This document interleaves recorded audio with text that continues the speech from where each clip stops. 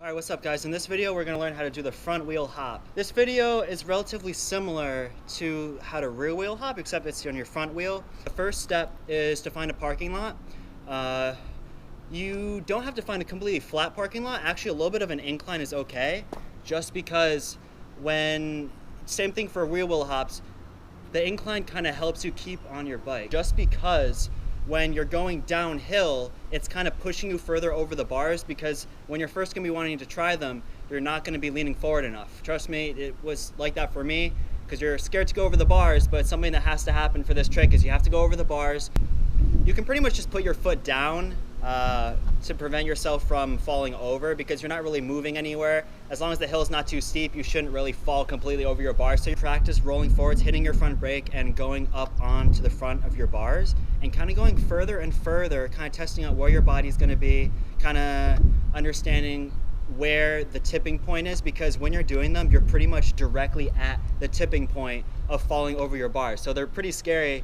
But you really have to be at a pretty high angle in order to get them correctly. If you're too far back, you're just gonna find yourself kind of chasing them by like hopping backwards. Small movements. And if the small movements aren't enough, it probably wasn't the right one. You probably have to be closer to your balancing point. You really have to stay in your balancing point. You don't wanna be chasing them all around. Some people say that if you wanna learn how to like go on your back wheel, if you wanna learn how to fakie nose manual, I have a video on how to do that. You can check out the video. I'll put a link like kind of right here. You can click on that if you want to learn how to do that. But it's kind of depends. You don't have to learn one before the other. I know people were telling me I had to learn how to front wheel hop before I could do backwards nose manuals. You watch the video, I mean, I can do backwards nose manuals, and I learned these after the fact that I learned those, just because it's really just a matter of knowing where the balance point is. So you don't really necessarily have to learn one or the other.